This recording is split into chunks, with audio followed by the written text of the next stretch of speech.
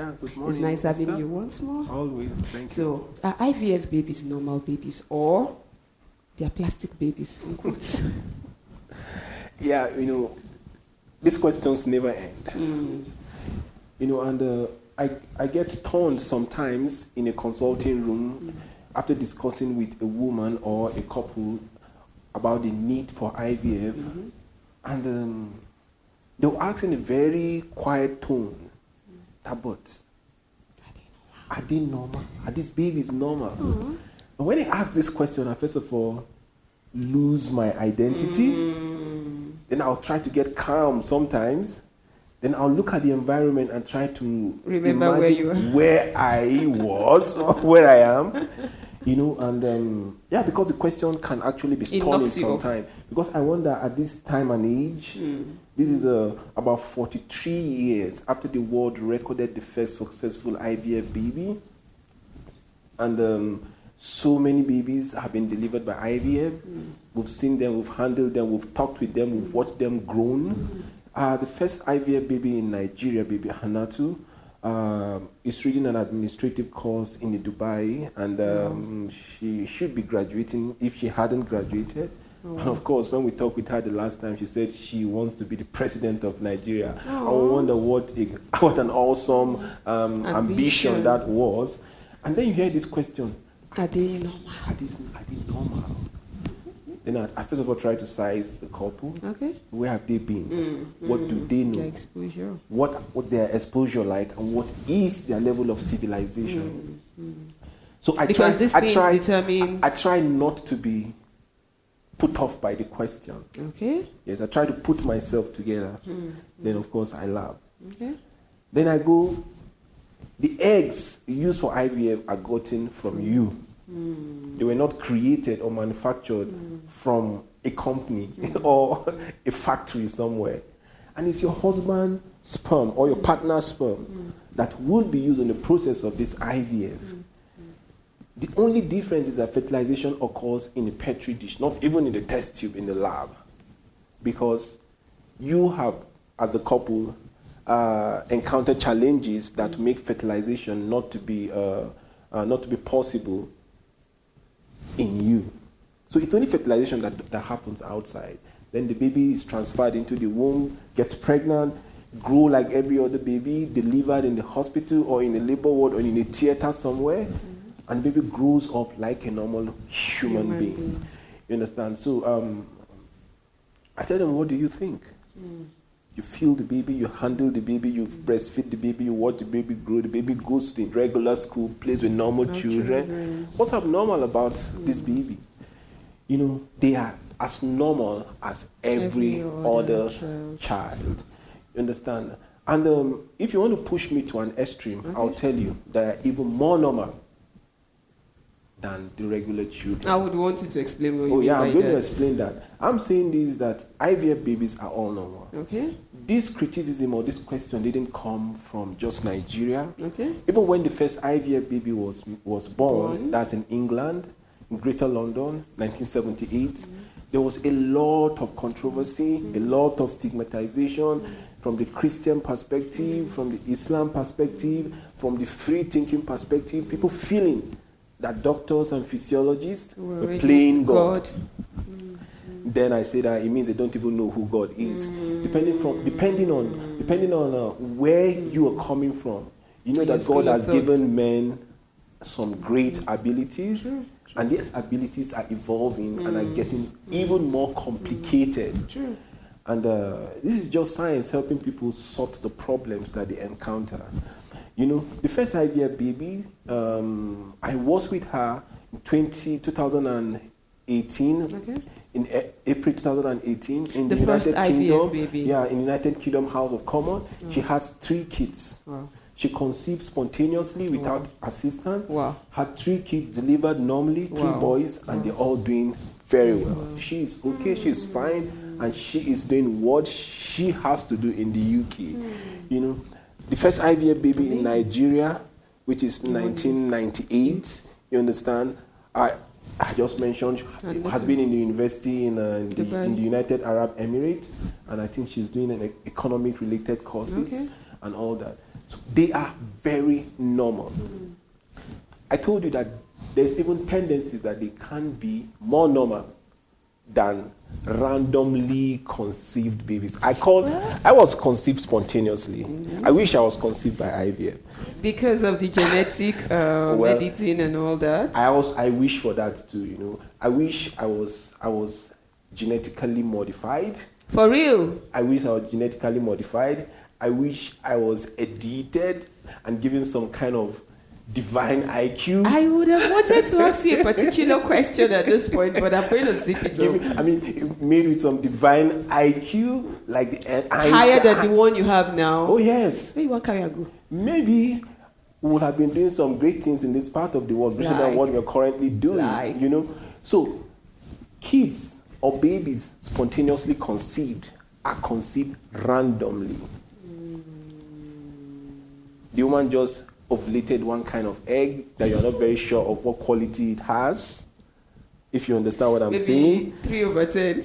Yes, sometimes 4/10 maybe. Okay. And the man releases some kind of sperm, 20 million of them, 20 million of them, and they're all racing. And the quality is 1/10. Well, let's give it 4/10 too. Okay. You understand? And they meet somewhere in the fallopian tube. Randomly. It's a random meeting in the fallopian tube. You understand? And this baby just came out. Some beautiful things happen randomly. Oh yeah, actually, I give it to nature. Nature selects the best. Well, nature selects the best. You understand? Selects the best and eradicates the ones that are not going to be compatible with nature or with life and takes them out. But then it is still random. But IVF can be modified, can be doctored. I told you that IVF babies have tendencies, maybe now or in the future, to even be more normal than those spontaneously conceived. By that I mean that I will be looking at the future where editing can be done and some disease abnormality and done in natural selection that a baby can be born with may be removed by the process of advanced IVF. By advanced IVF, I'm talking about processes like CRISPR. You create the embryos and use CRISPR technology to remove the abnormalities that is genetically encoded in the genes of the baby, and the baby becomes enhanced. Wow. Genes like just like the way I would write, and when I'm done writing, I start editing and I clean and I delete. Oh, sure. That is actually possible. That is actually possible because then you have babies who are more intelligent, stronger. Well, if everyone is intelligent, the world wouldn't be balanced. It's not going to balance. Oh, sure. The world wouldn't be balanced. But then you have those who are more intelligent, more enduring, tougher, harder, that could resist all the natural disasters that's coming up in the world now. Yes. And that those who could survive some harsh conditions coming up. And so, you see, those can be more normal than the conventional, spontaneously conceived humans. I was spontaneously conceived. But you're not doing bad. But I wish you were. I wish I was edited. Yeah, I wish I was edited. But in a nutshell, IVF babies are normal. To this point, they're very normal. But then they have tendencies to be more normal. But how do you imagine? Do you want to have a child that is very intelligent or averagely intelligent? Tell me the truth. Very. Do you want to have a child that is very handsome or beautiful? Over handsome. Okay. You want to have a child that has ability to resist all normal diseases that plague the spontaneously conceived babies? I do, but I have a little itch with that very question. Say it, let's hear. You people told us we have antibodies or something like that. Sure. We're made to resist some illness and all that. So if you will genetically modify all this, how do we fight those? I don't know if you understand where I'm coming from. So if you've just made everything very perfect for me, how would my body adapt? How would my body fight some of these things? Or I'm just coming into a well-laid up environment and I don't need to do anything on my own at that point in time. When an addition a genetic or genomic edition is done, it doesn't make you prone to some other things. You understand? Because these are not done in isolation. It's just specific traits that are removed. I remember the first IVF babies who are edited, born to parents that are HIV positive, who don't want their child or their children to be infected with these HIV diseases. This was done in China, and it's like a collaboration between a Chinese doctor and someone from the US, I think, and they made these babies with inherent ability not to be infected by HIV, whether either by breast milk or by blood infusion or transfusion and all that. For me, the world then didn't welcome this as a good development. Yeah. They feel something has been done with the genome of humans. But me, the way I feel, I know it was beautiful. Ask me, would you have loved these children if they were yours to be at risk of being infected with HIV? No, that's true. Nobody likes that. The same way there are other diseases that can be edited by IVF. The the hemoglobin SS can be edited by the process of IVF. So you have babies born in the Mediterranean or even in the West African region plagued by IVF, plagued by these diseases and are not going to be infected by these diseases or are going to have the ability to live normal lives. And you tell me that this is not super normal. IVF babies are normal. They have tendencies to even be more normal than those who are spontaneously conceived. I will say this anywhere, and I'm not careful about opposition from any quota. You understand? It's a welcome development. It's a welcome technology. It's a blessing to this generation, and it's one of the great deals of this millennium. You understand? So IVF babies are normal, and they have a tendency to be super normal. And mind you, if you follow the history of the world, when we were doing biology in elementary school, we have the Homo habilis, Homo erectus, and we humans are Homo sapiens. Now we have the enhanced human. That's the generation we're going into. The enhanced human generation, which are going to be referred to as Homo deus. That's what you're going to say from IVF? No, Homo deus. They are going to be super human.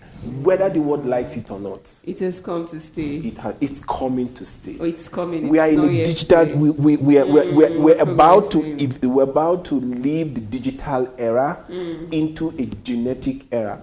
So those guys who have lived with digital codes will soon be met with guys who are going to be living with genetic codes. And I wonder how that world is going to be beautiful. And you know what I want my position to be in that world? If I'm not an active practitioner of this genetic coded world, I'd like to be like Simeon in the Bible, who was a prophet between the Old and the New Testament, and he saw what happened. My eyes have seen. I like to be that part of that world. But if I have my way, please make me be part of this genetic code. IVF babies are normal. Normal babies are normal. But I'm so proud of IVF babies because they are. So, and by the way, we have about 8 million IVF babies in the world today. For real? Yes. Then, of course, in Nigeria, more documentations have not been made. You understand? But if you add all those coming in Nigeria, we could be close to 9 million. And this is population that is bigger than population of France, maybe Scotland, and all these small European countries all put together. That's a big population. And very soon, we will soon have two different populations, the IVF population and the spontaneous population. How does it even sound? Spontaneous population. This is interesting. This is interesting. Well, you've heard it all. IVF babies are normal and they have the tendency of being super normal. So says Dr. K. So thank you so much, Dr. K. Anytime. You've shed so much light on this and it's been a very, very, very educative session. So, and by the way, I'm actually changing profession gradually. For real? Yes, I'm going into genetic medicine as old as I am right now. I should be scared of you at this point. I'm going into genetic medicine. And I'm going to do as much as I can, whether by research or by studies, to understand a lot about the genome of men. It's not a classical training of a physician, a gynecologist like me. I love that world so much. So I will be enrolling, hopefully, into the University of Valencia. Wow. Yeah, as soon as COVID has sorted itself, and being part of the molecular biology unit, and do as much as I can do. Yeah, so I'm all out for it. And we're all out for you. I'm looking for sponsors. So thank you for being with us. We'll see you next episode. I remain Esther Mark, and this is Dr. Ken.